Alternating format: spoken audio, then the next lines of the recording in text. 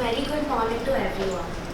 It is an honorable moment for our university to have the prestigious presence of dignitaries present today for today's symposium. I request the dignitaries to kindly commence the program with the lighting of the lamp before Ma Saraswati.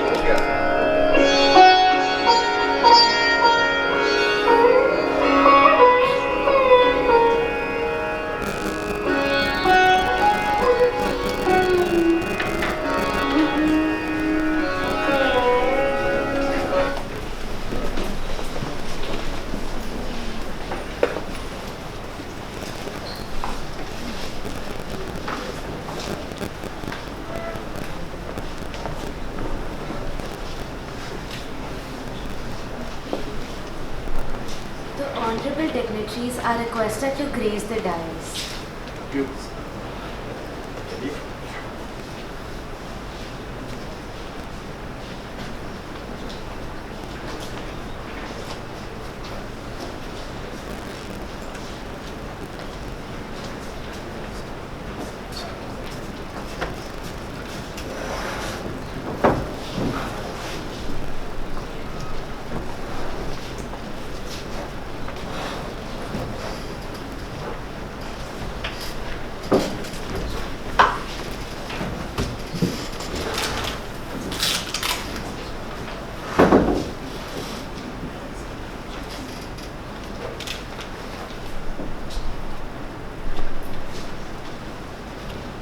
I, Siya Deshmukh, have the distinct pleasure to welcome everyone to the National Symposium on the Criminal Procedure Identification Act 2022, organized by Maharashtra National Law University, Mumbai, in collaboration with the Center for Advanced Legal Studies, Training and Research, Center for Information Communication Technology and Law, and the Pro Bono Club.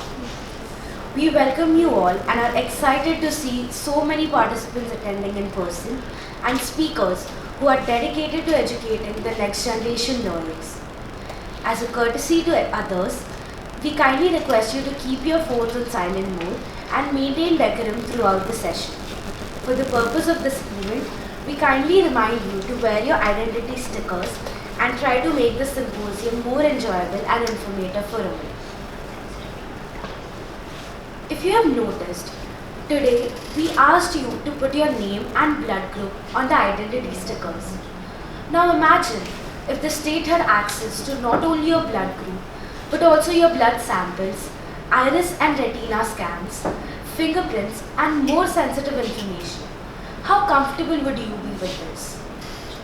Through this symposium, we attempt to deliberate upon the ever-growing juxtaposition of individual liberty with societal interest. As this area is comparatively niche in criminal jurisprudence, it is important to have quality academic discussions on the same. Since Criminal Procedure Identification Act is both a concern for future research and abuse of technology, the Center for Advanced Legal Studies, Training and Research and the Center for Information Communication Technology and Law and the Pro Bono Club have collaborated at Maharashtra National University, Mumbai to organize this symposium.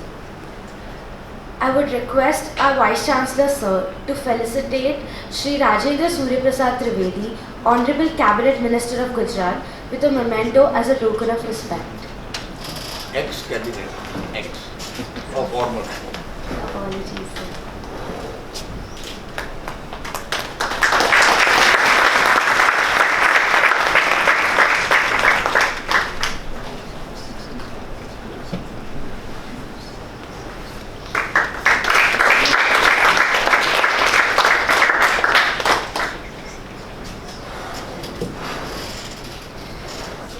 I would like to request Registrar Sir to felicitate Advocate Palash Tiwari with a memento as a token of respect.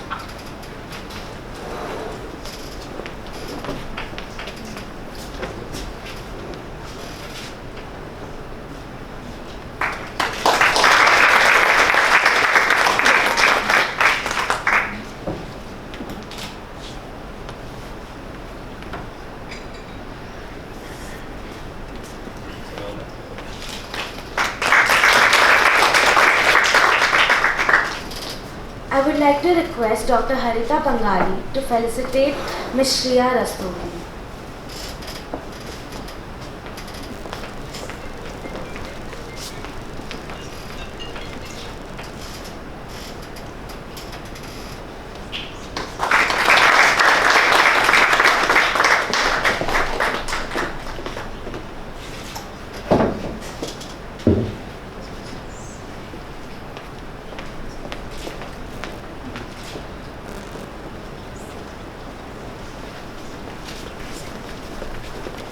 I would like to request Dr. Swapnil Bangali to felicitate Advocate Pawan Trivedi.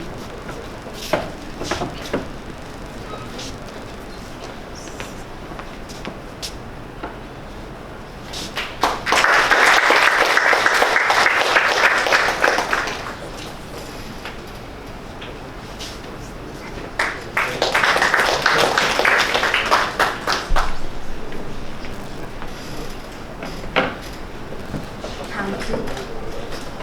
I would now like to request our Registrar, Professor Dr. Anil G. Variat, to deliver the welcome address and lay down the vision for today's symposium.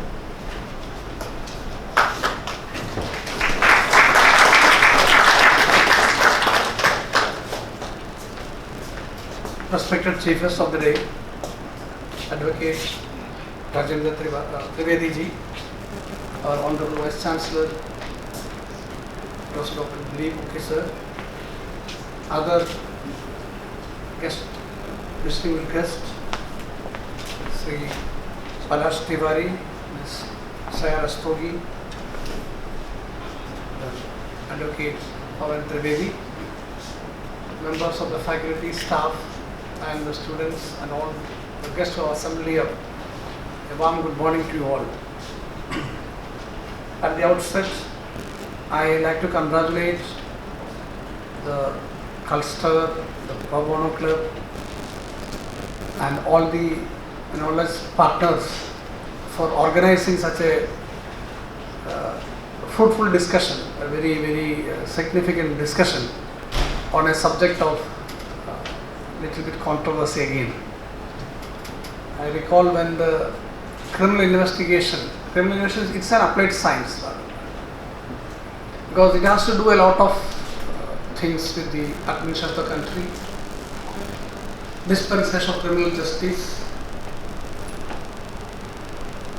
assuring security and safety of the people and their property, upholding the liberty and other ideals set in the Constitution, So the investigating agency and the justice dispensation system has to strike a balance between all these conflicting concepts.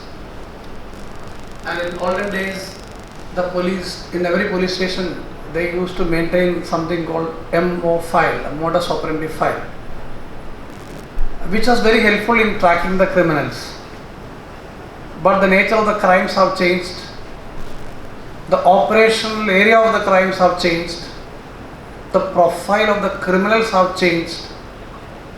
See, it was a time when you might have read at least a few. The famous book in English is Les Miserables by Victor Hugo. The character Jean Valjean. It is pronounced in England like this, and so the person has stolen a bread out of his hunger. So conventional theft was like that, either because of hunger or dire financial necessities. People from the lower strata of the society used to resort to theft. Now the theft is totally different. Theft has become a white collar crime. People in the upper strata of the society are doing the widespread industrial or theft, and a new generational crimes have come, which requires a new approach towards investigation and new modes of criminal identification. So the new legislation, which has replaced the Prisoners Identification Act of 1920, has brought along with it certain controversies also, which is quite natural, obvious as far as a country like India is concerned. I am not an expert to speak about that, and also my assignment is only to welcome the dignitaries. In fact, we are happy to have along with amongst us Sri Trivedi ji, who had been a member of the Legislative Assembly, minister, a speaker of the assembly, above all, a very senior criminal lawyer in Gujarat. I object, my lord. I'm not a criminal lawyer. I'm practicing lawyer in the mostly into criminal law areas. So we will have experience from different angles. The person who had been upholding the right of the accused persons, I don't use the term criminals. Also, the person who has been instrumental in law making and also controlling the lawmakers. So we will be happy to listen to him. Similarly, Sri Palash Tiwari, he is also into legal practice, and he will be speaking on the use of technology. Because now I always wondered how the police was unearthing the crimes when there was no AI cameras. Now most of the crimes are unearthed with the help of cameras, and tracking the location of the mobile phones. So the investigation itself has changed under the influence of technology. So we will be listening more from him, and on behalf of the Maharashtra National Law University Mumbai family, and on behalf of each one of you, it is my privilege also humble duty to extend a warm welcome to both our chief guests as well as guest of honor to this inaugural program. And I need not say that during the last few years how much interventions the university has done in different areas of legal education as well as social sphere by initiating such type of discussions and organizing seminars, workshops and everything. And we have, there is no subject which we have not discussed, right from artificial intelligence, conventional criminal investigation, environment, to same-sex marriage. So there have been a variety of subjects. Most of the subjects are opposed to one another. But we have proved that we have a space for all these ideas. We have an open mind to discuss all these things, so that every section of the society, every section of the people who are seeking knowledge are benefited under the banner of National Law University. We have also aligned with many other organizations, NGOs, other law colleges, other institutions in sharing the knowledge. It was all possible because of the dynamic leadership of our Vice Chancellor, Professor Dr. Dilip Uke sir, who is chairing the session today. So I don't know whether it is proper on my part to welcome the head of the family to a family program, but it's a formal function. So I take this opportunity to extend my hearty welcome to our Vice Chancellor also. And our members of our faculty and staff, they have been always associated with all the programs. See, we have different centers of study and research, we have different chairs. Whichever center organizes a program, the faculties and staff have supported their programs. And none of the programs could be a success without the participation and presence of the students. So it is my duty to welcome the faculties, members of the faculty, staff and the students who have assembled here. And I wish that in these deliberations you will definitely be benefited, and you will have opportunity to discuss, deliberate among different, in respect to different aspects of this very, very vibrant topic. Welcome once again. Thank you very much.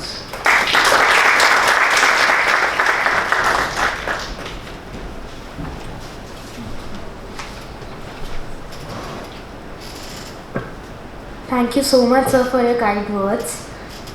I would now like to introduce our chief guest for today's symposium, Advocate Rajendra Surya Prasad Trivedi. Advocate Rajendra Trivedi is the former Cabinet Minister of Gujarat and the ex-Speaker of the 14th Gujarat Legislative Assembly. He was the Minister of Gujarat for Sports, Youth and Cultural Activities Department and Pilgrimage Development in the then Chief Minister of Gujarat, Shri Vijay Rupani's ministry. Presently, he is the Minister of the State of Gujarat, holding the portfolio of Revenue, Disaster Management, Law and Justice, Legislative and Parliamentary Affairs in the Honorable Chief Minister of Gujarat, Shri Bhupendra Bhai Patel's University. Sir, it is an honor. Now I am formal. Say that word. That is the word. It is necessary. Apologies, sir. Sir, it is our honor to have you here with us for today's symposium. Thank you. You are not adding this formal. So in future, Yeah, you keep it open. Yes. thank No, you. sir. We Please won't- go ahead. We'll aspire for chief minister. Oh, sorry. This is enough. Go ahead. Sir, I would like to invite you to address the participants and share your invaluable insights with them.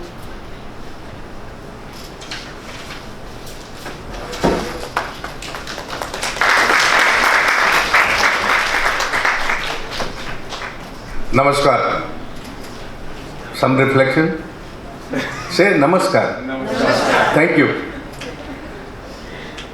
हमको good morning बोलने की आदत छोड़नी पड़ेगी. This is our country. हमारा देश है, हिंदुस्तान. हमारा संस्कार है, हमारी लैंग्वेजेस हैं, हमारी सोच है. और अब तो मोदी जी का राज है. खैर, dignitaries on dais, Honorable Vice Chancellor Professor Dr. Dilip Uke ji, and Registrar Dr. Anil ji Virat. Sir, we are missing really Ujjwal Nikam ji, Padma Shri, a senior advocate, a special advocate for the government of Maharashtra in very, very important cases. unfortunately, he is not with us. He is with some exceptional reason he could not come. Because we had been at Surat previously on the same dais where he had put his thoughts regarding how to get conviction in the case. And I was there for how to get acquittal in the case, the contradictory subject. Anyhow, I would have been more fortunate if he would have been here with us. So, dignitaries on dais, Mr. Tiwari ji, and all of the dais, especially my friend Mr. Swapnil and Mrs. Swapnil. I have got a little experience of some few years regarding actual practice on criminal side, because normally you find politicians having a degree of law, but actual practitioner in law, they are very rare. They are less number. So when you all will practice, I wish you that you may become a politician too, like me. Okay? मेरी एक patent है और मैं सभी जगह जहाँ जहाँ भी मेरे लेक्चर्स होते हैं वहाँ मैं इसको प्रेजेंट करता हूँ with all due respect to sir. I get permission from this chair, vice chancellor ji का परमिशन ले लिया है. एक भजन है, आप कहेंगे भजन को क्रिमिनल ट्रायल से क्या लेना देना. नॉर्मली मेरे साथ में कोई गायक होते हैं और उस भजन को गाते हैं, और भजन को गाते गाते मैं उस क्रिमिनल ट्रायल को समझाने की कोशिश करता हूँ. But I don't have my friend who used to be with me always, Pradeep Sharma. तो मैं ही गा लूँगा थोड़ा बहुत, आवाज़ थोड़ी ठीक ही है. You will appreciate, right. मैं नहीं माखन खायो, you must have all heard this bhajan. किसने नहीं सुना है ये भजन, जरा हाथ उठाए. So all have enjoyed this bhajan. This song, this bhajan is a pure criminal trial, and once you understand this bhajan from its all perspective, you can be a very good criminal lawyer practicing on criminal side. I'm sure. How many wants to be indulged in criminal practice? How many? Please raise hands. Okay. So 25% it seems. Anyhow, तो कन्हैया की जो बाल लीलाओं में सबसे नटखट माखन चोरी, उस पर यह भजन सूरदास जी ने लिखा है. कन्हैया अड़ोस पड़ोस के घर में जाते थे माखन चुराने, और जिसके घर माखन चोरी होती थी वो गोपी जाके शिकायत करती थी माँ यशोदा जी से, देखो तुम्हारे बेटे ने क्या उत्पात मचा दिया है हमारे साथ में. यशोदा जी गुस्से में कहती थी, बुलाओ कन्हैया को, और पूछती थी.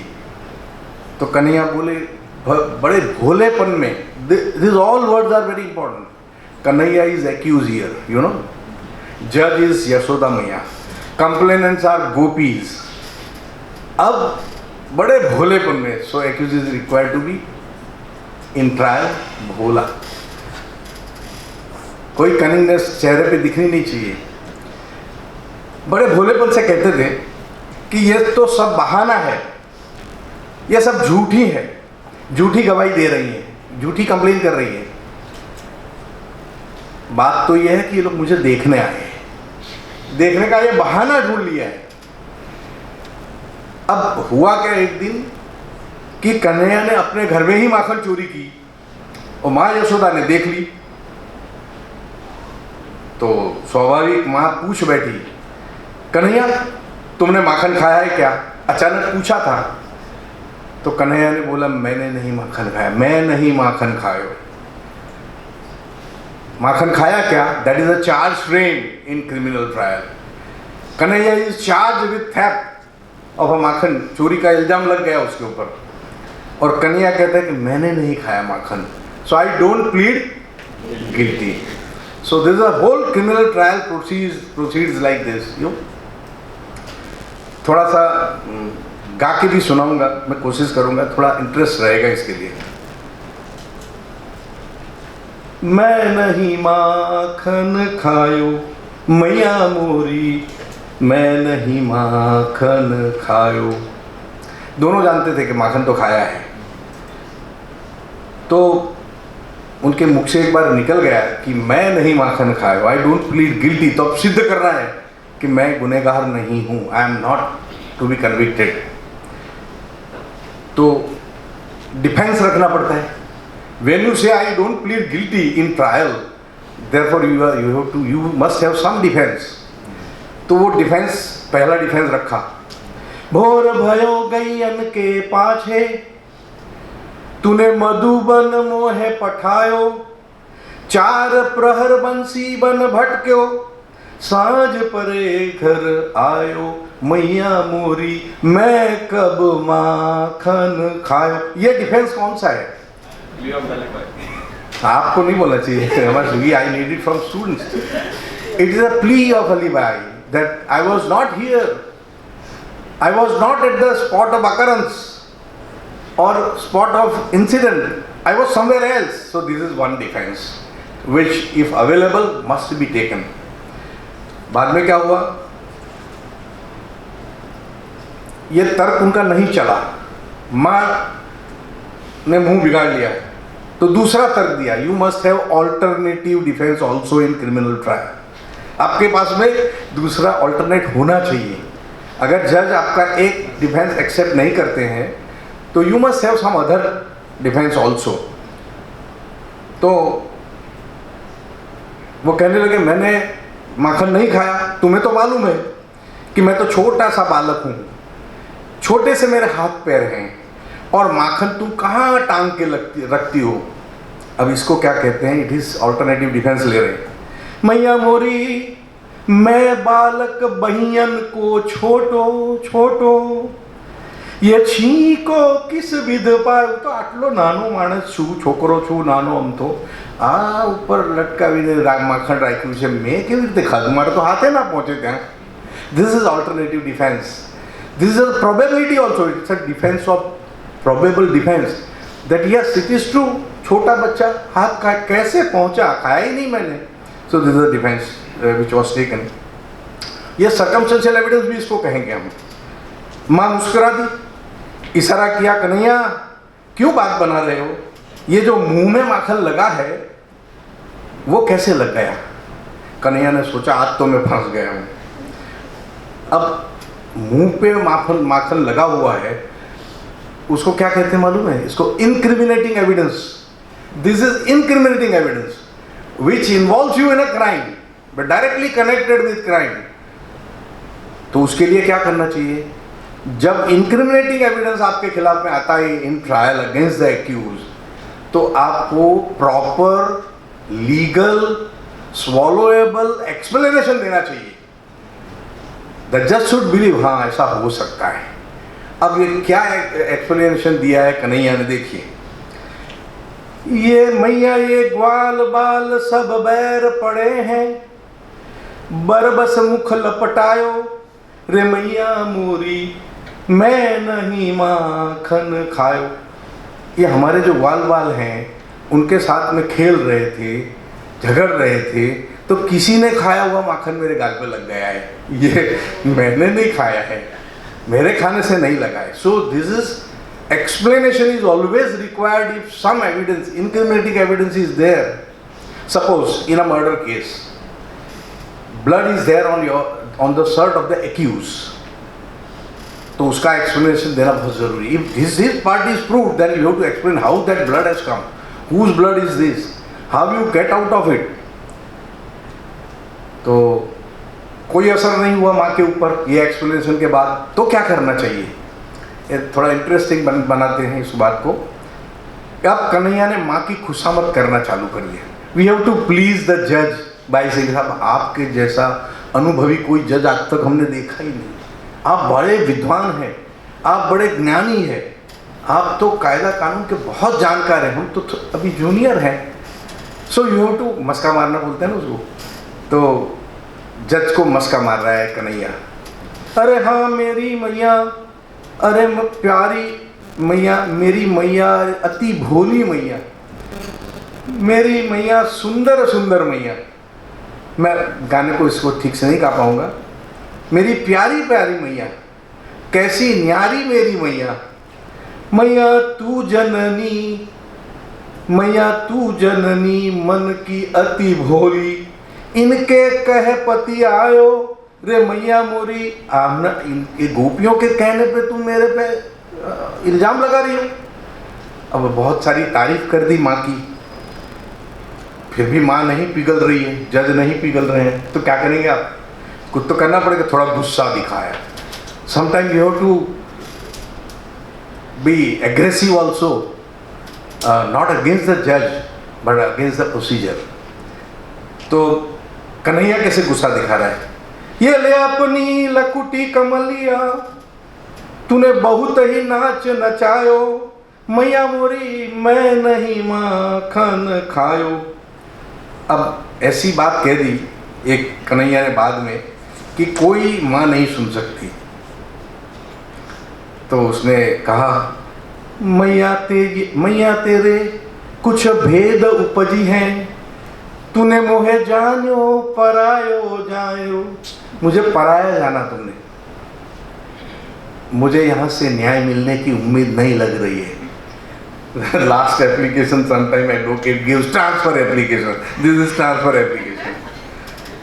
Of course we should never encourage transfer application, but कभी कभी ऐसा होता है, कभी कभी जब ऐसा लगता है तो ऐसी बात हो जाती है। तो फिर कन्हैया माँ क्या कहती है, ले उर कंठ लगायो नयन नीर भरी आयो, कन्हैया ते नहीं माखन खायो। जज ने बोल दिया तूने नहीं माखन खाया, जाओ छोड़ दिया, एक्विटल। अब ये शब्दों की जो रमत है क्रिमिनल ट्रायल में और everywhere in law, words are very important wherever is use और नॉट यूज। तो इसलिए इस गीत का जो एंड है, और अचानक कन्हैया ने माँ के आंसू पोंछे और मुस्कुराते हुए कहने लगा, ओ सुन मैया मोरी, सुन मैया मोरी, मैंने ही माखन खाया। एक ही शब्द को, मैं नहीं माखन खायो, मैंने ही माखन खायो, ये इसकी खूबसूरती है, which is also equally adoptable in criminal trial. Criminal trial में आपको इस तरह से डिफेंस लेना चाहिए कि जहाँ कहीं मुड़ने को लगे तो आप मुड़ सकते हैं, जहाँ कहीं यू टर्न लेना है तो यू टर्न भी ले सकते हैं।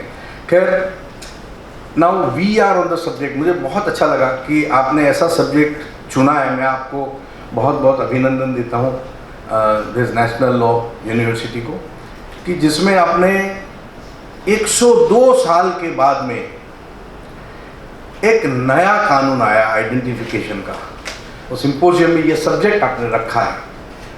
तो मैं चाहूँगा कि I will put it in a different way. कानून की जो तकरार है, लॉ का जो आप एनालिसिस करेंगे उससे थोड़ा हट के, तो कैसे कहेंगे, समय का चक्र बदलता रहता है। बदलता रहता है कि नहीं? समय का चक्र बदलता रहता है, हर क्षण, हर एक सेकंड जो गई वो अभी नहीं आएगी। मैंने जो आगे अभी कहा वो गया, तो एक नई सेकंड आती है।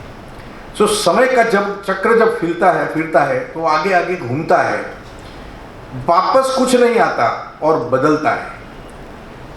समय जब ज़्यादा बीत जाता है तो कभी कभी सब कुछ बदल जाता है। Everything is changing by passing of a time. और ये तो 100 ईयर्स हो गए, 100 ईयर्स में क्या चेंज नहीं आया। इस दुनिया में ग्लोबलाइजेशन की तरफ हम चले गए। यहाँ बैठे बैठे आप मामा फूफा मम्मी से बात कर सकते हैं, लंदन में बैठे हुए,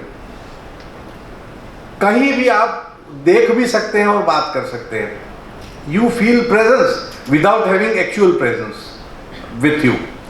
तो दुनिया पूरी बदल गई है। जब दुनिया बदल गई है तो क्या आपको नहीं लगता कि कानून में भी बदलाव आना चाहिए? As regards to time, space, society, thoughts, and as far as criminals are concern, तो क्राइम की थियोरी भी बदल गई। क्राइम पहले पिक पॉकेटिंग होता था। बहुत साल पहले जब मैं आया था, मेरी शादी पूना में हुई, तो बॉम्बे आना पड़ता था। बॉम्बे से फिर ट्रेन दूसरी चेंज करनी पड़ती, डेक्कन। तो एक बार पाकिट चला गया, तो मेरे एक पिक पॉकेटर क्लाइंट को मैंने पूछा, यार ये आप लोग पाकिट कैसे मार लेते हैं? तो उसने बोला, पाकिट नहीं जाए ऐसा रास्ता बता सकता हूँ, कैसे मार लेते वो नहीं बताऊँगा। मैंने बोला अच्छा बताओ। बोले पैंट की जेब लंबी रखो, वो हाथ जाएगा ही नहीं इतना नीचे तक। और मैं टेलर को तब से बोल दिया, भाई पैंट की जेब लंबी रखो। वो बोले साहब इतना तो लंबी नहीं, आगे तू रखना, तेरा क्या जाता है, दिखती थोड़ी है, पैसा वहाँ रहता है, वहाँ तक जा नहीं सकता उसका हाथ। टाइम हैज चेंज, तो उसका रास्ता निकालना पड़ता है, ढूंढना पड़ता है। You have to find out the way out of it. तो जैसे समाज बदल जाता है, रीत रिवाज बदल जाते हैं, पहनावा बदल जाता है। जीन्स पैंट लोग पहनते थे अभी तक, अब जीन्स फट जाता था तो फेंक देते थे और किसी को दे देते गरीब को। अब फटे हुए पैंट भी हम लोग पहनने लगे हैं, ज़्यादा महंगे आते हैं। चेंज, समय बदला, समय के साथ आदमी के विचार भी बदलते हैं। तो समय के साथ जो गुनाह करने वाले थे, पहले चोरी करते थे, पिक पॉकेट करते थे, आपके जेब से निकाल लेते थे या आपके घर चोरी करते थे। अब जो चोरी होती है, उस चोरी में तो आपको पता ही नहीं होता है कब चोरी हो गई, किसने की, कितनी चोरी की, बाद में पता चलता है। डिजिटलाइजेशन का युग आ गया है और जैसे ही ये चोरी होने लगी तो आईटी एक्ट, इंफॉर्मेशन टेक्नोलॉजी का लॉ आपको लाना पड़ा। पहले आप बैलगाड़ी में जाते थे। मेरी शादी भी थी, मेरी शादी की बात वैसे बताना नहीं चाहिए, माई वाइफ विल स्कोल्ड अगर उसकी समझ में आया तो बैलगाड़ी में बारात निकली थी। Have you heard of it? आपको कभी सोचा भी नहीं होगा। 40 बैलगाड़ी कहीं जाने के लिए शादी में, वो एक समय था। अब मोटर व्हीकल आ गया, वो व्हीकल जितने ज़्यादा आ गए तो मोटर व्हीकल एक्ट लाना पड़ा।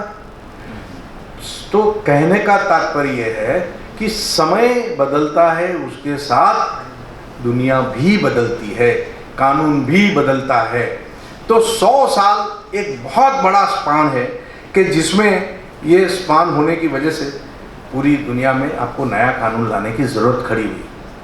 हार्श लगता है, और जब भी कानून चेंज होता है ना तो बहुत लोगों को तकलीफ भी होती है। मोदी साहब अगर हमारे बड़ा प्रधान, लोकप्रिय बड़ा प्रधान, प्राइम मिनिस्टर, जब रात को 8 बजे आके बोलते हैं कि 2000 की नोट बंद, तो तकलीफ तो होती है, मगर फ़ायदा भी बहुत लंबा होता है, जिसकी जो फ़ायदा बाद में मालूम पड़ता है।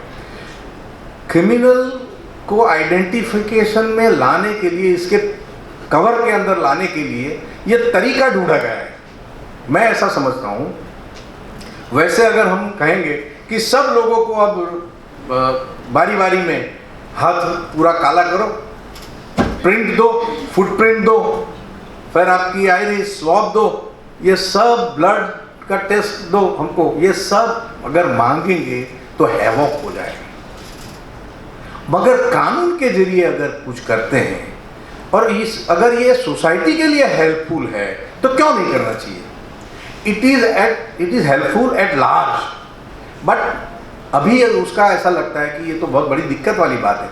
आपने प्रिवेंटिव डिटेंशन में पकड़ लिया, किसी को रोक लिया, कोई गुनाह नहीं है। पुलिस थिंक्स कि आपको रोकना बहुत ज़रूरी है, कुछ हो जाएगा, आगे कोई इंसिडेंट हो सकता है, आपको रोक लिया, तब भी आपको डिटेन कर लिया, नहीं डिटेन किया फिर भी आपका फिंगरप्रिंट लेना, ये क्या ज़रूरी है? क्या है? This is the question. तो आपके पास में ये सब सारे क्वेश्चंस हैं जिसके ऊपर आपको संशोधन करना है, और उसमें उद्देश्य क्या है, कानून लाने में, ये कानून लाने में उद्देश्य क्या है, ये आपको सोचना चाहिए। अब इस टेक्नोलॉजी के युग में समाज की ज़रूरत के हिसाब से कानून या उसकी प्रथा, प्रोसीजर या प्रक्रिया सरल करने के लिए बदलाव जरूरी है। अब police inspector use to take all this notice, height कितनी है, उसका चेहरा कैसा है, तिल कहाँ है, ये लिखा जाता था, but police inspector use to do it. इसमें थोड़ा सरलीकरण किया है। अब now this can be done by head constable also, क्योंकि पुलिस इंस्पेक्टर इतने नहीं है जितने हेड कांस्टेबल है। तो ये लंबे प्रोसीजर में छोटे से आदमी को, छोटी जिम्मेदारी वाले आदमी को ये जिम्मेदारी दी गई है। The question is against that also कि ये जिम्मेदारी अगर छोटे आदमी को दी है, meaning thereby low powerful आदमी को दी है, हेड कांस्टेबल, क्या वो उसमें गड़बड़ कर सकता है कि नहीं? That is also an objection कि इससे शायद इसका मिसयूज हो, और ऐसा हुआ पहले, कभी होता भी है। हम इस बात से इनकार नहीं कर सकते कि ऐसा नहीं ही होगा। मैं एक एग्जांपल देना चाहता हूँ। One client came to me कि फॉर्जरी का केस था and his 32 signatures were obtained, और वो चीट के ऊपर ले लिया और दे दिया, पुलिस ने ले लिया। Then he came to me कि शायद सर जिसने चीटिंग की है उसकी ही सिग्नेचर अगर वो सैंपलिंग के लिए दे भेजेंगे तो मैच हो जाएगी। मेरी सिग्नेचर ली है उसको वहीं रखेंगे ये लोग, और उसकी कॉपी जिसने की है उससे ही कॉपी करा के अगर भेज देंगे तो that will match. I said you are right. हमने जाके पुलिस अफसर को बोला कि भाई उस सिग्नेचर के पीछे, उस स्लिप के पीछे जो 32 स्लिप है उसके पीछे पंचास, जो जिस दो पंच रहते हैं, जो गवाह रहते हैं, उनकी सिग्नेचर भी पीछे लो, so that they can not change this slip, एक प्रिकॉशन की तौर पे। और वो किया गया। अगर नहीं करते तो हो सकता है कोई चतुर क्रिमिनल हो, कोई अकलमंद क्रिमिनल हो, या कोई अकलमंद वकील भी, वकील तो अकलमंद ही होते हैं, वो एडवाइस कर दें कि ऐसा करो यार पुलिस से मिलके, तो मिसचिफ कैन बी डन। तो नहीं ही होगा दुरुपयोग, ऐसा नहीं मानते हम, मगर उसको हम चेंज करना पड़ता है। देखिए आज सीसीटीवी पूरे भारत में कहीं न कहीं छोटी मोटी जगह पे लगे हुए हैं। आज मोबाइल सबके पास में है। अब मोबाइल सबके पास में है, इसका फायदा भी है कि कहीं कोई इंसिडेंट हो रहा है आप तुरंत रिकॉर्ड कर रहे हैं। अभी कल एक बहुत बड़ा इंसिडेंट हो गया, गांव में तकरार हो गई, किसने देखी? किसी ने। कल का इंसिडेंट किसी ने देखा क्या? तो आप टीवी नहीं देखते हैं, मैं ऐसा मान लूँ क्या? या समाचार नहीं देखते हैं? न्यूज़ देखना चाहिए, उससे दुनिया में क्या चल रहा है उसका पता चले। यूक्रेन ने रसिया पे कुछ भेजा, क्या भेजा? ड्रोन भेजा। कैसे मान लिया आपने कि यूक्रेन ने भेजा? ऐसा कहा गया। So lawyer should be always very cautious in every aspect. किसी ने बोल दिया और आपने मान लिया, ये नहीं होना चाहिए। आपको उसको एक थॉट देना चाहिए उसके ऊपर, किसी भी सब्जेक्ट के ऊपर, कोई भी बात के ऊपर। Lawyer's duty is not to accept as it is, his duty is to find out what it is, actually what is it. खैर, आप प्रिवेंटिव लॉ का आपका ऑब्जेक्शन आएगा कि प्रिवेंटिव लॉज में नहीं होना चाहिए कम से कम ये सब डेटा लेना। बाहर का डेटा, अंदर का डेटा, दोनों डेटा आदमी के ले रहे हैं, वो ठीक नहीं है। आप ये भी कहेंगे कि एनसीआरबी जो डेटा कलेक्शन रहेगा, संभालेगा, वो लीक नहीं हो जाएगा आपका data. What is the guarantee and who is responsible? That is not mention in law. जो नया एक्ट है उसमें वो मेंशन नहीं है। आप ये भी कह सकते हैं, मगर उसका उपाय कर सकते हैं। प्रॉब्लम्स बहुत सारे हो सकते हैं किसी भी बात की। कोई भी नया कानून आएगा, you may have numerous objections, मगर उस डर से कि बहुत सारे ऑब्जेक्शंस हैं, नया कानून ही नहीं लाए, वो जायज़ बात नहीं है। कानून लाना है, लाएंगे। उसके आप ये भी कह सकते हैं कि भाई central government and state government both has powers to make rules, तो कॉन्ट्राडिक्टरी हो जाएंगे। तो ये सारी बातें हैं, आप बहुत सारे ऑब्जेक्शन ले सकते हैं, मगर उसका रास्ता निकल सकता है by giving thoughts over it. आप ये भी कह सकते हैं कि भाई जस्टिस पुट्टू स्वामी, क्या नाम? पुट्टू स्वामी, तो वो जजमेंट का क्या होगा? Where our rights have been recognised constitutionally, that आपको अधिकार नहीं है हमारा बॉडी पार्ट्स के सब्जेक्ट में एविडेंस लेना, मेरे ऊपर से ही, एक्यूज के ऊपर से ही एविडेंस लेना, उसका क्या होगा? जो आपकी लिबर्टी है, जो आपका राइट है, तो ये सब बातें बहुत सारी है कि जिसको आप डिस्कस करेंगे, आप चर्चा में लाएंगे और आप खुद ही उसका आंसर भी देंगे। मगर कानून न लाया जाए या ये कानून जो लाया है उसको निकाल दो, ये ऐसा तर्क ठीक नहीं रहेगा। थोड़े से इंस्टेंसेस मैं कहना चाहूँगा, अगर आप परमिट करें, कुछ ऐसे केसेस कि आपको इंटरेस्ट भी आएगा, किस तरह के केसेस में क्या क्या हो सकता है उसका थोड़ा सा आपको एक मेरे साथ साथ कुछ क्रिमिनल ट्रायल्स एक्चुअल जो हुए हैं, it's not a story, it's a real cases.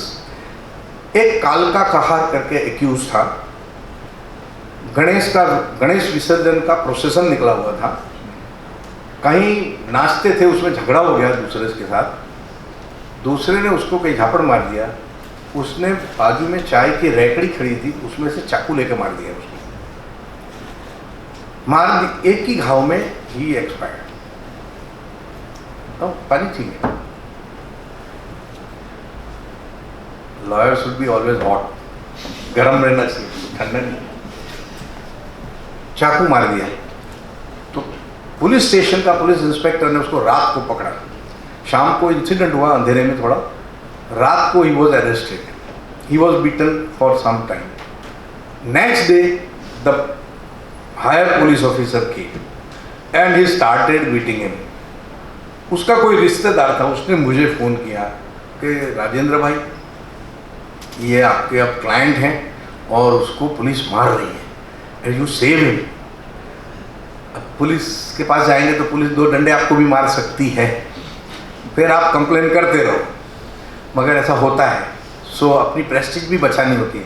But that police officer was known to me, तो मैं चला गया तो वो मार ही रहे थे, उसको मार रहे थे। तो मैंने कहा क्या हुआ? बोले तो कि कोर्ट में कल छूट जाएगा, मगर आज तो राजदंड इसको मिलना ही चाहिए। वो थक गए थे, मारते मारते थक गए थे। मैंने कहा मेरी तरफ से 4 और मारो, और सही में उन्होंने 4 डंडे बड़े अदा से कि वकील साहब ने बोला है मारो उसको। बाद में चैम्बर में गई, मुझे पूछा कि किस काम से आए हो? मैंने बोला जिसको मार रहे थे ना उसके लिए आया हूँ। तो 4 डंडे और मरवाए। मैं बोला कल पता चलेगा आपको। बोले कल मतलब? मैंने आप मजिस्ट्रेट के पास में प्रोड्यूस करेंगे ना, तब पता चलेगा। अब रिमांड नहीं मांगना था, हथियार मिल गया था। मैं the incident occurred at spur of the moment, तो रिमांड नहीं मांगना था, सिंपल कस्टडी ट्रांसफर करनी थी जुडिशियल कस्टडी में, पुलिस कस्टडी से। So police inspector is not required, any police personnel can go and deposit the custody of a person of the other is accuse, तो वो दे सकते हैं। मगर वो खुद आए, उनको था कि ये मेरे खिलाफ में कंप्लेन देंगे। अब पहले तो खुद मरवाया 4 और अब कंप्लेन देंगे। जब एप्लीकेशन दिया, पहले मजिस्ट्रेट पूछता है, you must be aware of it. It is a duty of a magistrate to ask whenever accused comes from the police custody कि पुलिस ने आपको तकलीफ तो नहीं दी, मारा तो नहीं है। तो एक्यूज अगर मारा है तो बोल सकता है। एक्यूज ने बोला नहीं, पुलिस ने तो नहीं मारा, मगर मेरी सामने वाली पार्टी थी उसने मुझे मारा, ये एविडेंस रिकॉर्ड पे नहीं ले रही है police. An application under section CRPC 54 was given by me कि मेरे बॉडी के ऊपर कुछ सर्कमस्टेंशियल एविडेंस है, इंजरीज हैं, जो इंजरी सामने वाली कंप्लेनेंट पार्टी ने मारा। एंड यू विल सरप्राइज कि magistrate had to record it. उन्होंने शर्ट उसका उठाया, देखा बहुत सारी इंजरी लगी हुई है, तो उसको रिफर किया मेडिकल में, मेडिकल सर्टिफिकेट भी आ गया। पुलिस ऑफिसर मेरे को बोलता है राजू भाई तो 4 डंडे आपने ऊपर से मरवाए। मैंने बोला पहले मारे होंगे वो सामने वाली पार्टी ने, मुझे नहीं मालूम, वो तो उसी को मालूम किसने मारा। अब वो केस जब चला तो 304 पार्ट 2 में 2 साल की सजा में वो केस कन्विक्शन में गया। अब 2 साल की सजा हुई, या rather it was 3 years, yes 3 years conviction was given by the जज। तो मैंने कहा ऑब्लाइज मी लॉर्ड। तो जो एक्यूज था वो कुछ समझता नहीं था, अनपढ़ था थोड़ा, तो वो बोलता है मुझे नहीं अपील करनी है, मुझे अपील नहीं करनी है, मैं 3 साल से तो जेल में हूँ, आज छूट जाऊंगा, मुझे अपील नहीं करनी है। आप समझ सकते हैं कि injuries on the body of the accuse is very valuable piece of evidence which was in his favour, which was done by I don't know by police maybe. तो यू कैन यूज इट और misuse it, ये होता है और police को नहीं पता चलता है, कई बार ऐसा भी होता है। अरे ये सब सिखाते कौन है? वकील नहीं सिखाते हैं, एक्यूज वकील को सिखाते हैं। जैसे नहीं बताया जेब लंबी रखो पैंट की, तो जल्दी नहीं पिक पॉकेटिंग होगा। दूसरे पिक पॉकेटर को पूछा था, वो ये बात एडिशनल बता दो, वो बोलता है पिक पॉकेटिंग होता है ना, आप पॉकेट क्यों रखते हैं, छुट्टे पैसे रखो, that is also an advantages. छुट्टे पैसे जल्दी से नहीं जाएंगे, थोड़े जाएंगे, एक साथ में नहीं जाएंगे।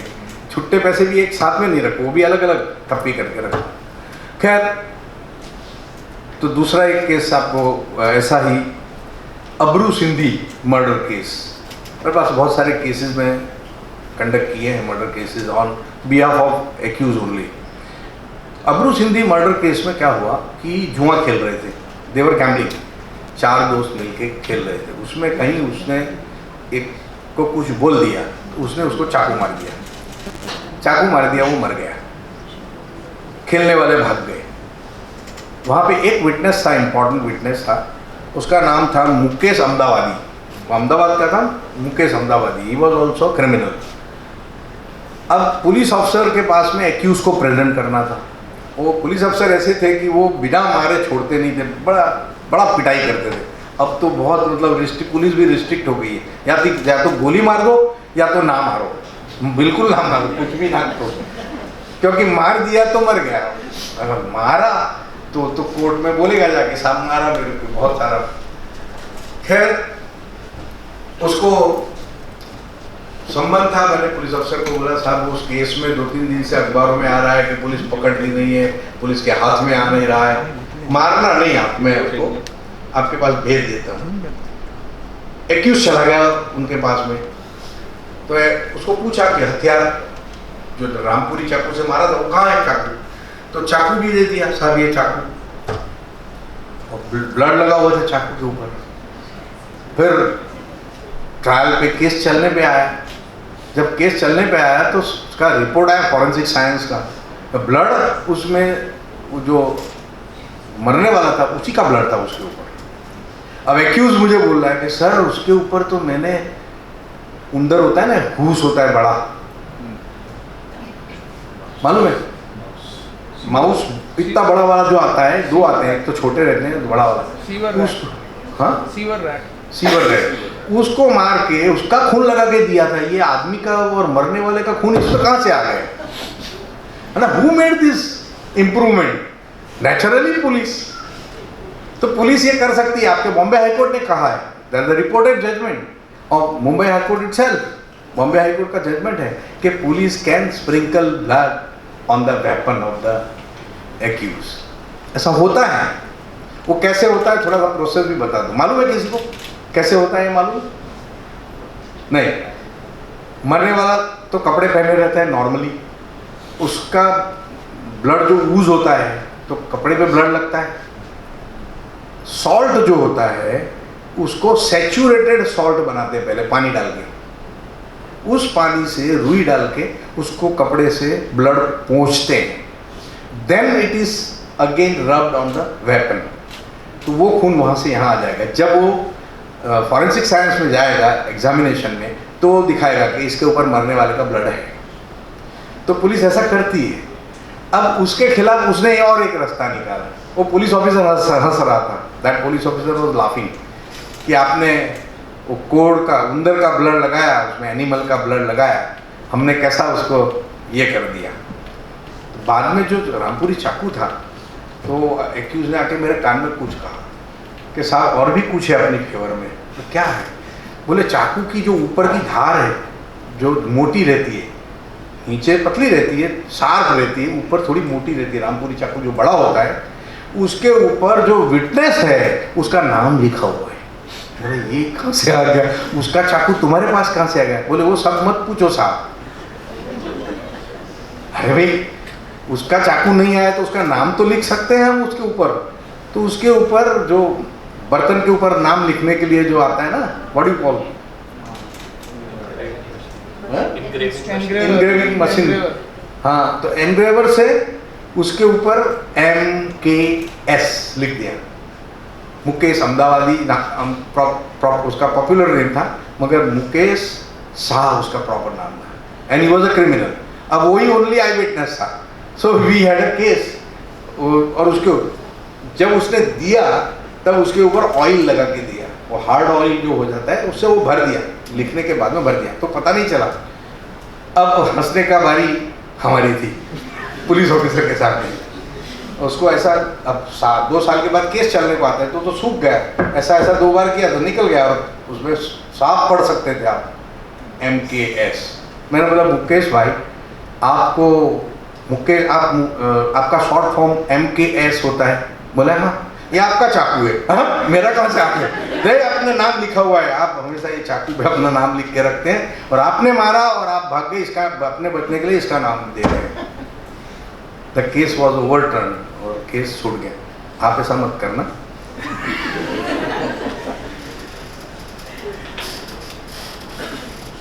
तमंचे से फायरिंग होते आपने देखा है कई विलेजेस में, मोस्टली इन उत्तर प्रदेश और इन बिहार और एट मध्य प्रदेश ऑल्सो। कल हम लोग खाना खा रहे थे आपकी होटल में, स्नेहल जी साथ में थे, and I was talking to him कि जो तमंचा वो देखा हमने टीवी में, उसने करीब 6 आदमी को कल मार दिया, पड़ोस के झगड़ा था, उसने बंदूक से वो लाइव रिकॉर्ड किया मोबाइल की वजह से। Now this is a new thing has arrived. Evidence में अब मोबाइल के एविडेंस भी आने लगे, CCTV के एविडेंस। गांव में अगर CCTV नहीं है तो कोई मोबाइल से रिकॉर्ड कर लेता है, वो एविडेंस भी काम लगता है, पहले ये नहीं था। तो उसको एडमिसिबल एविडेंस बनाने के लिए भी आपको कानून में लाना पड़ता है। खैर, तो कहाँ पर था मैं? तमंचा। तो उसको देख के मैंने मिस्टर स्नेहल जी को कहा कि मालूम है आपको तमंचा किससे बनता है, इसकी नाली किससे बनती है? तो वो जो सर्व कर रहा था वो बोला साहब वो ट्रक के जो सिलेंडर रहता है स्टीयरिंग का, उससे बनता है। अरे मैंने बोला इसको भी मालूम है, वकीलों को मालूम नहीं था। आपको मालूम था क्या? But he was from Bihar, sir.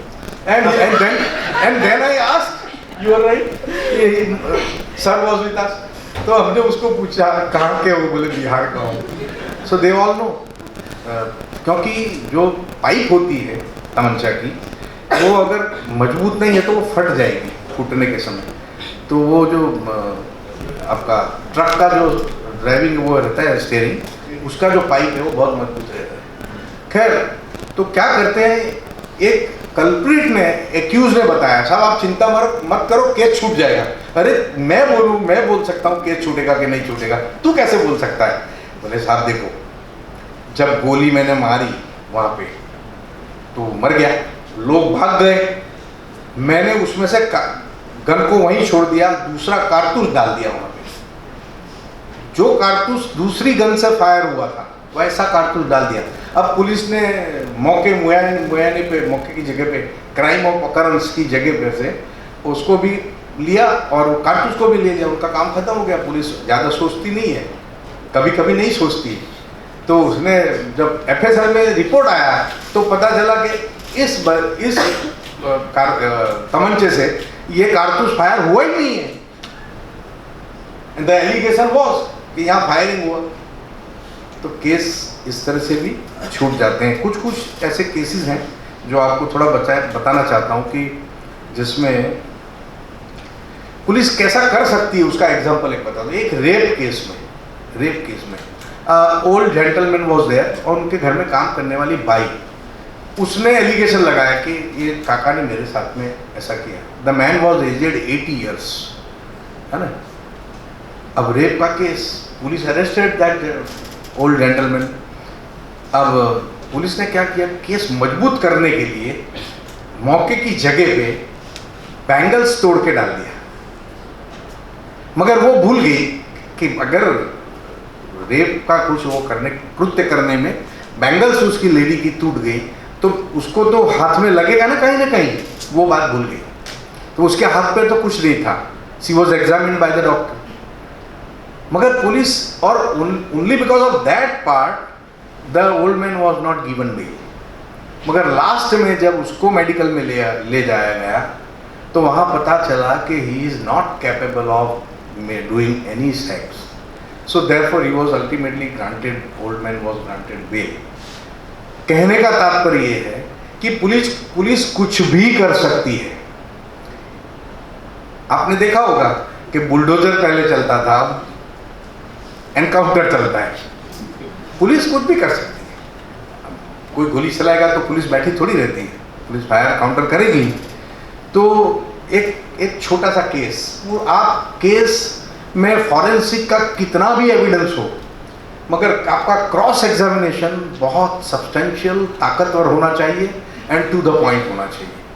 उसका एक छोटा सा किस्सा, एक जॉन उर्फे जॉनी करके एक ड्राइवर था और थोड़ा सा पढ़ा लिखा था, क्रिश्चियन था, 7वीं 8वीं 10वीं पढ़ा था एंड झोपड़पट्टी में रहता था। उसने सोचा कि झोपड़पट्टी में जो दारू बेचते हैं उनके खिलाफ में आंदोलन करो, और दारू तो नहीं बिकना चाहिए और नहीं पीना चाहिए, समाज बिगड़ता है, स्वास्थ्य बिगड़ता है, शांति अशांति हो जाती है अपने विस्तार में। तो कंप्लेन लिख के करता रहता था पुलिस अफसर को, डीएसपी को, कमिश्नर को।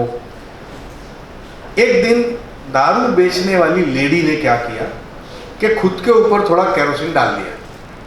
उसने सोचा ये मेरा धंधा बंद करा दिया है इसने, तो अभी ये शाम को इधर से जाएगा अपने घर, तो केरोसिन डाल के मैं थोड़ा सुलग लूँगी, बाद में पानी डाल दूँगी और केस 307 अटेम्प्ट टू मर्डर का केस बना दूँगी उसके ऊपर, तो जेल में जाएगा ये। Unfortunately she did it.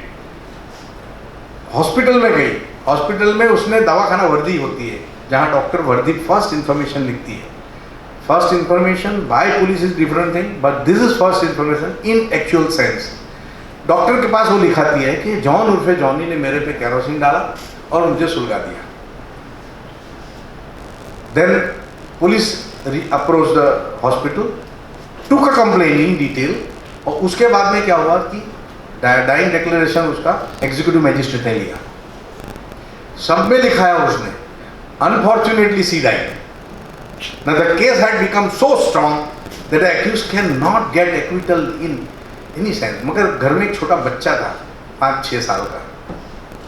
Case चलने में आया 2 साल के बाद में, तो he was 7 years old boy, 7 or 8.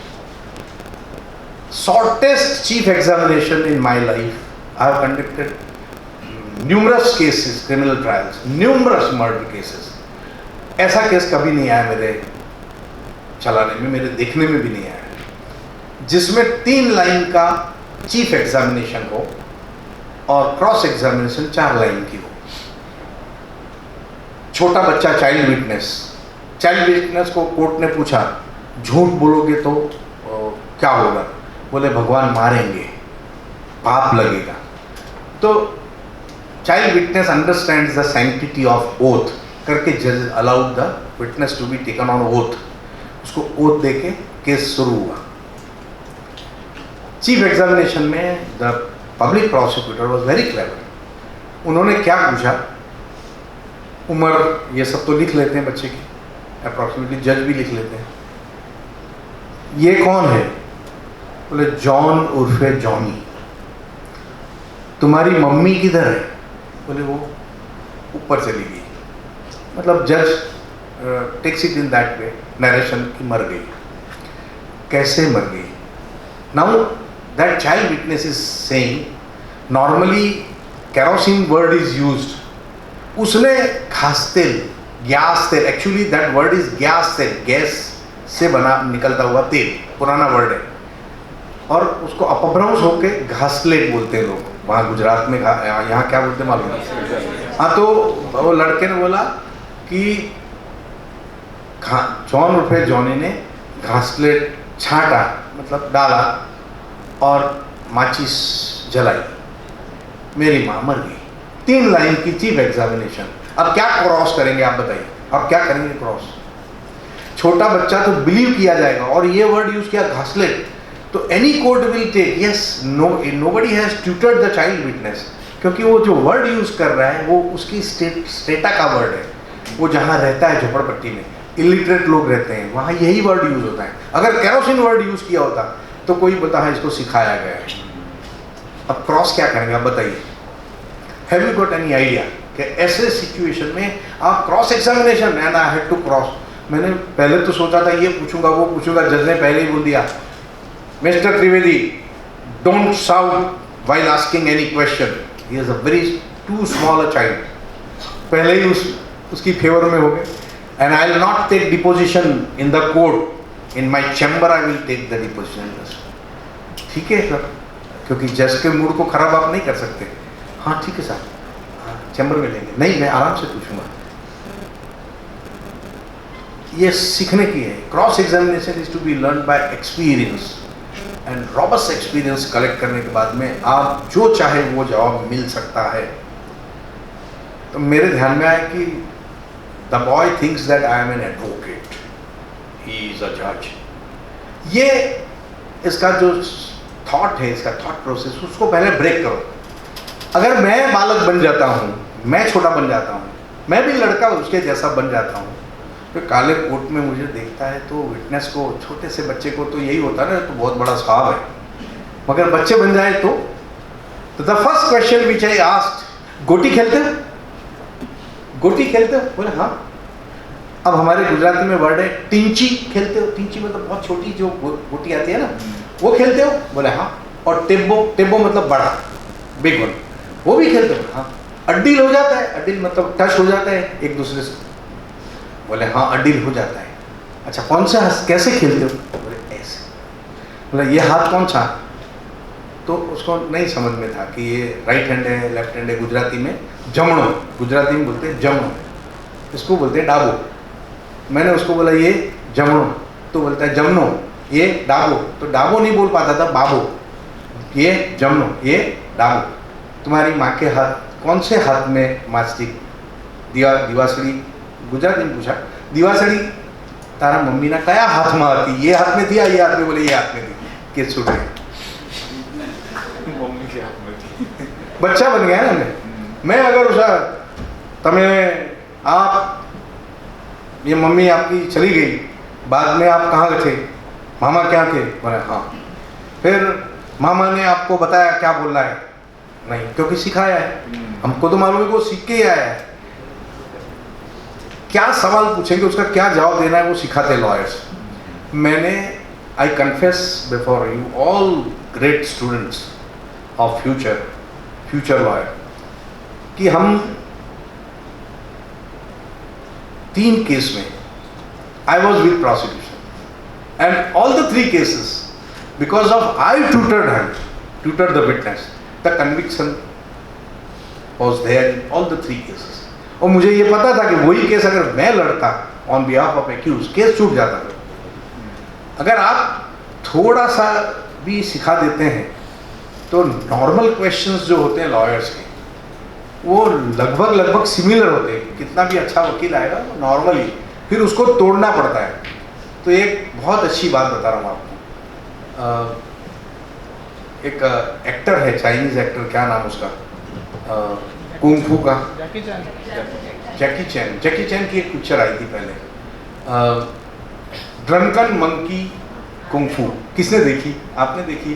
आप हिला रही है मुँह, देखिए, गुड। ड्रंकन मंकी कुंग फू, उसमें होता क्या है, देखिए आपको हर चीज से अपना वकालत ढूंढनी है, हर चीज से कोई ना कोई आइडिया मिलता है आपको। तो वो पिक्चर मैं भी देखने गया था, मैंने देखी, तो उसमें जो हीरो है वो आके बैठता है, बैठ के तो दारू उसके हाथ में है, वो पी रहा है, बाजू में रख देता है, बाजू में उसका मंकी बंधा हुआ है। तो मंकी ने बॉटल उठाया, पिया, रख दिया। It was not bottle actually, वो पॉट था।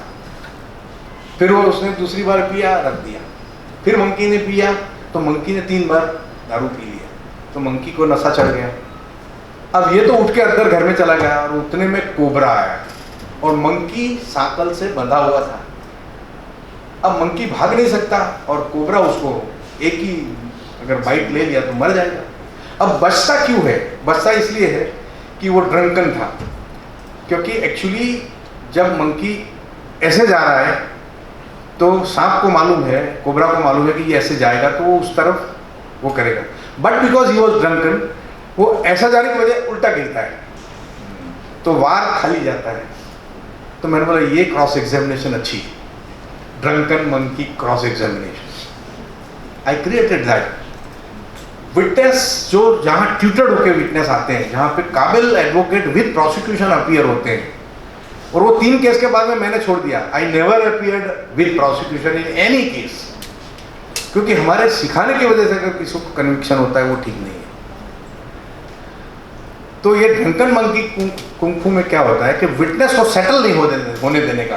क्रॉस एग्जामिनेशन में जैसे आप क्रिमिनल ट्रायल में होता क्या है कि आदमी पहले पुलिस स्टेशन जाता है, पुलिस स्टेशन से हॉस्पिटल जाता है, हॉस्पिटल से किसी को मिलता है, कहीं जाता है, कोई मिलता है, क्या होता है क्या नहीं होता है, 4-5 प्लेसेस आ जाते हैं बातों में। उसकी हिस्ट्री होती है कि पीछे मैंने ऐसा हुआ था, इसके कारण से मेरे पे हमला किया। तो एक क्वेश्चन आप पुलिस स्टेशन का पूछो, at the same time second question hospital का पूछो, third question again you can ask about enmity, fourth question may be regarding the weapon, fifth question may be regarding the witness. और witness settle नहीं हो पाएगा, उसका mind settle, उसको सिखाया गया, एक सब्जेक्ट सिखाया गया।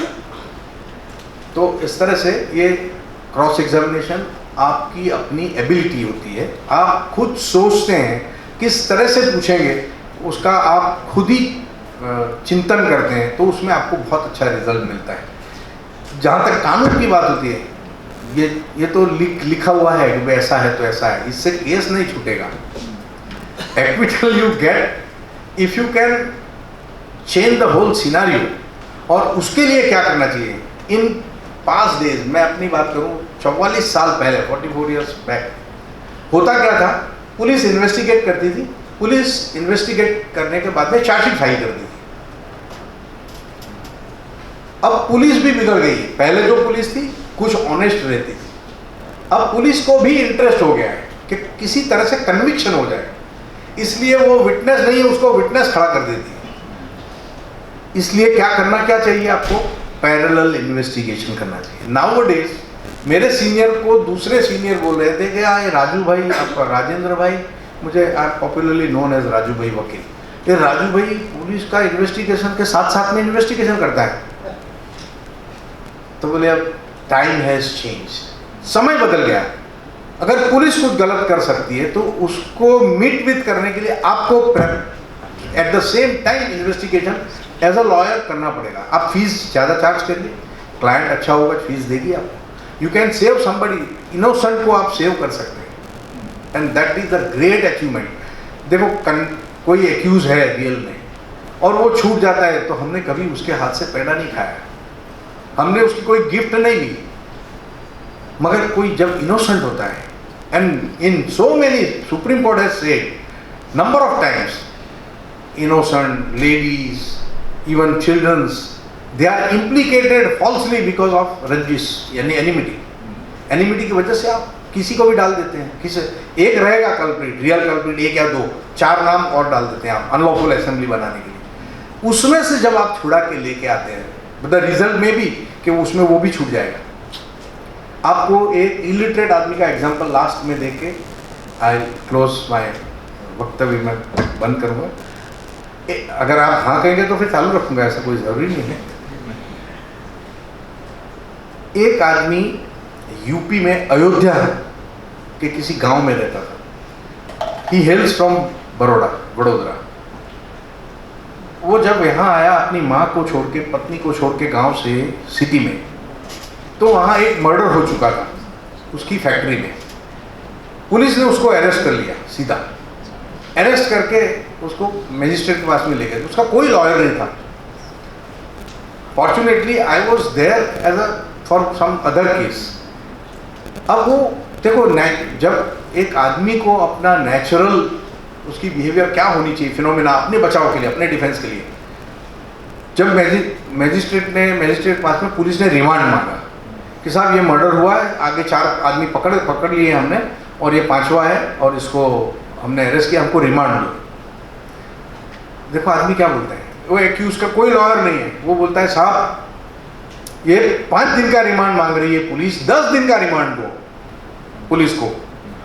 क्यों? क्योंकि मैं तो इधर था ही नहीं, आई वॉज एट अयोध्या, मेरे गांव में था, वहां मैंने मेरा चेक ऑपरेट किया है, मेरा बैंक का खाता ऑपरेट किया है, वहाँ इसको मिला उसको मिला, फलाने जगह गया वहाँ गया।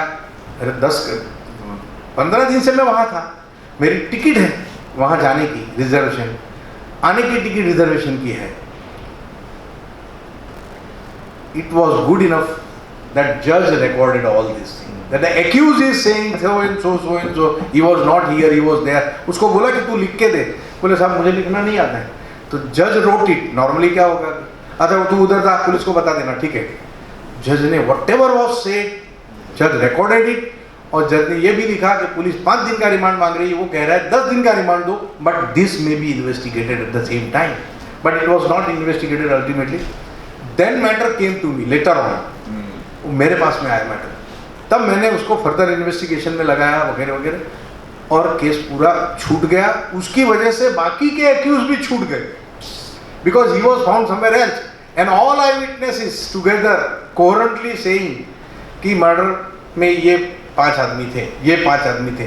तो if somebody is implicating a false person, eyewitnesses are implicating at least one accused who is innocent, then what is the guarantee that they are not telling false for others also? ये point के ऊपर supreme court का एक judgement है इसके ऊपर, Baroda Ram case. तो the whole case was acquitted because of one innocent person, and innocent person, उसको लाइफ खराब हो जाती है अगर सजा लग जाती है तो। So in all what I wanted to say, देख आपका जो सब्जेक्ट है उसके बाहर मैं थोड़ा गया हूँ, because you will be a lawyer in future और आपको प्रैक्टिस करना है, इसलिए जब केस चलाना हो तो जरूर आप वो सूरदास जी का भजन सुन लेना। Thank you very much and all the best for your future.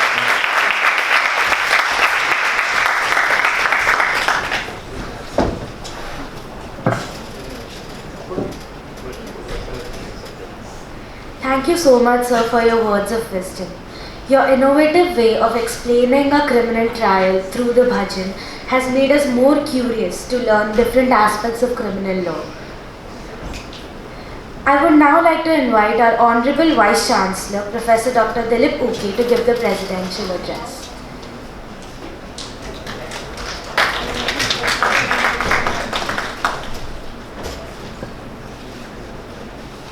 Chief guest of today's function, Honorable Shri Rajendra Bhai Ji Trivedi, former Minister, Law and Justice, Revenue, and former Speaker of Gujarat Assembly, and leading practitioner at criminal side, Advocate Palash Tiwari, Registrar Dr. Anil Variyet, all my colleagues, Advocate Pawan Trivedi, and all the participants online as well as offline, and dear student friends. Namaste to all of you. We have heard Rajendra Bhai Ji and his own experiences that the most relevant topic which has been decided today, Criminal Procedure Identification Act, to hold this conference in a hybrid mode. Sir, rather we had decided to hold this conference. As far as I remember, that act was came into force on 18th April 2022, last year.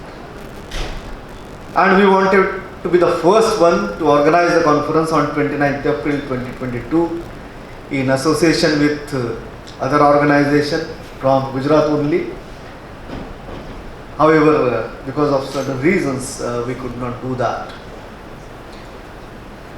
As our registrar also has pointed out that Maharashtra National University, Mumbai, we believe in not only imparting the knowledge and education to students, but at the same time to contribute in the diversity of fields, not only associated with law, even non-law as well. Today itself, rather, there are 3 parallel programs going on. One is online in international dispute resolution in air and space law, in association with United States School of Law, Mississippi School of Law, as well as New Zealand. Second one is this, and the third one would be in the afternoon somewhere else in corporate law colloquium. As the act which was enacted last year, having just 10 sections as far as I remember, with the intention, with the object that one can understand that having only 10 sections of the act, the smallest piece of legislation, Section 3, Section 4 and Section 6, they are more relevant and important one. The power which has been invested in the hands of the National Crime Record Bureau under Section 3, with the object to record, to preserve the record of criminals, identification, detection, and then preservation of that record, maybe up to 75 years or so, including the offenders of who are arrested or who are also detained, if the punishment is more than 7 years or so.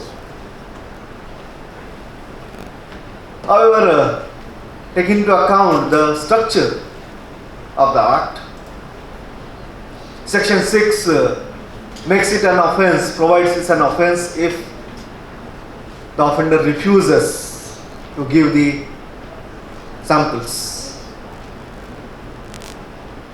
As it is so, you yourself have pointed out that whether it goes counter to Article 20, Clause 3 of the Indian Constitution, it is a kind of a self-incrimination, including Article 21 by way of Puttaswamy judgment as a right to privacy.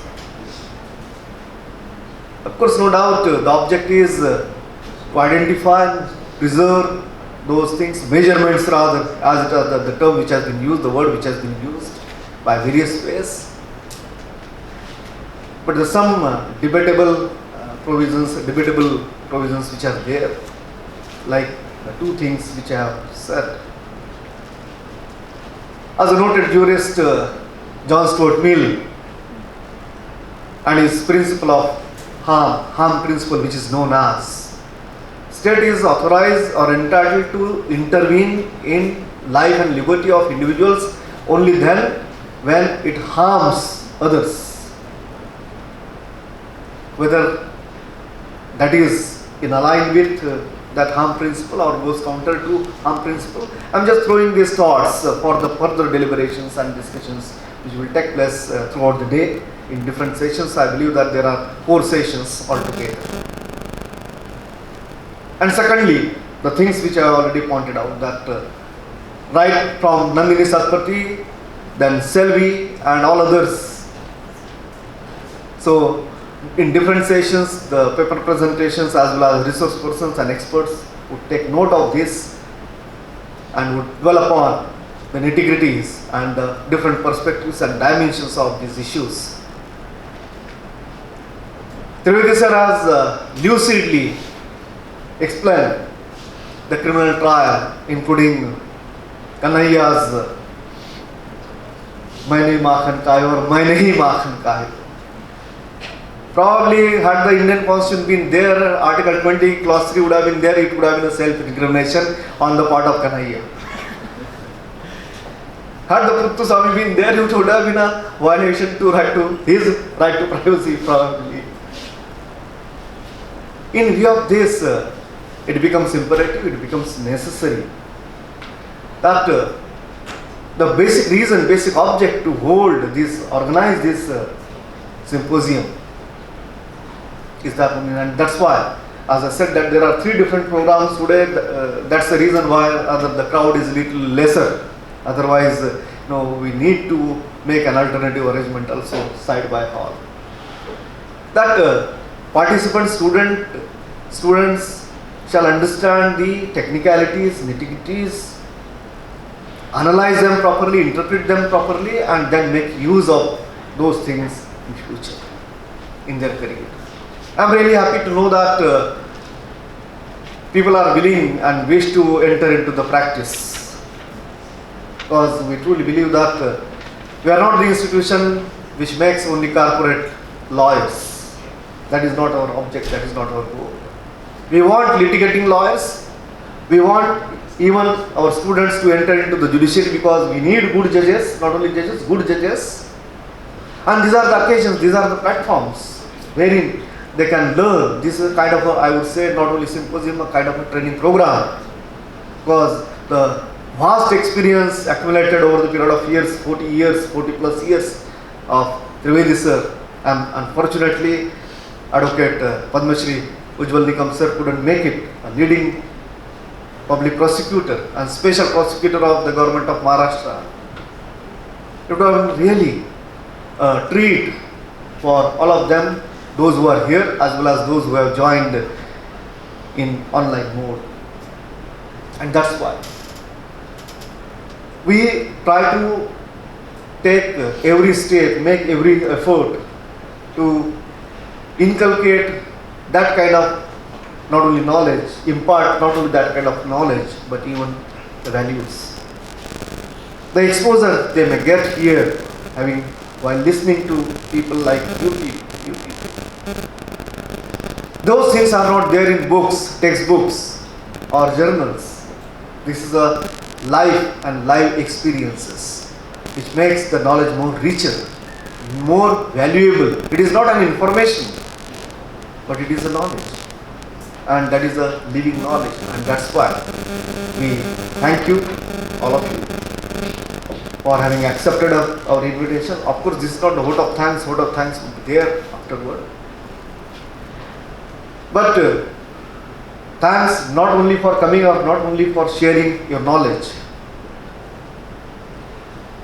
your experience along with the participants. But I would say, I would put it in this way, that this is the beginning of the future relationship between institution as well as individuals, which will, I believe that will go a long way in a positive, constructive, in a dynamic manner. And we look forward, all of you, for even future some endeavors. I came to know that, as Raj sir also has pointed, we have almost now 20 centers, including the Center of Research in Criminal Justice, as well as Air and Space Law, Maritime Law, Arbitration, Mediation, so on and so forth. And that's why activities go on. And this is not the full stop. Once I said 20 centers, this is just a process. Centers may be added in near future as well. So you want that kind of deliberations, discussions, so that our students as well as the whole society, that's what we say, that we, as we call it as a CSR, corporate social responsibility, I call it as a USR, university social responsibility. And we try to discharge that responsibility, try to fulfill that responsibility, and not only responsibility, it is an accountability to contribute into the social development while sharing this knowledge with all of them.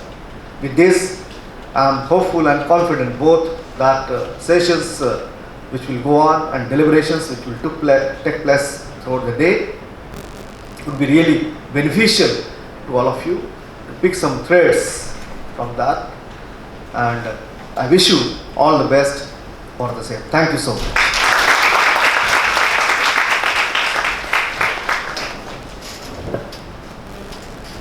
Thank you so much, sir.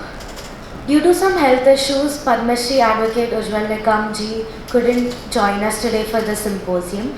However, he sends his best wishes for the symposium. I extend my warmest welcome to everyone present here and sincerely thank our knowledge partner, Live Law, and associate sponsor, LexLoft, for aiding us at all stages of the symposium. Further, I extend my warm welcome to all the faculty members, teaching and non-teaching staff, technical staff, and students who have joined us today for the inaugural. Thank you so much, everyone. Now I request the participants to be seated while the dignitaries work the dais.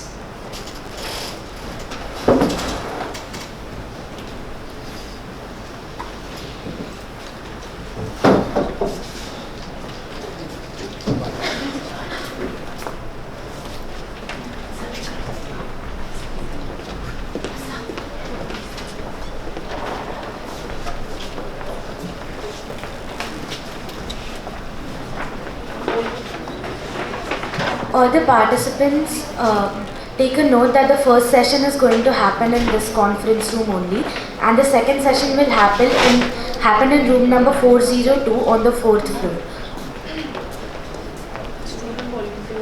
Student volunteers will guide you to the room number and room number 402, and you may proceed there.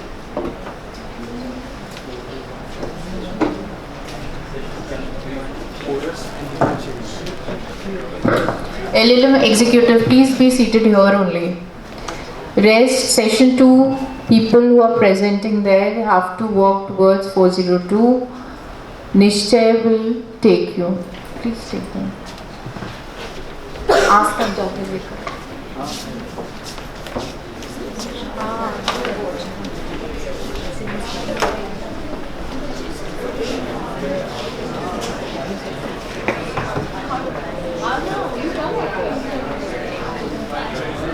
तू ready कर दे.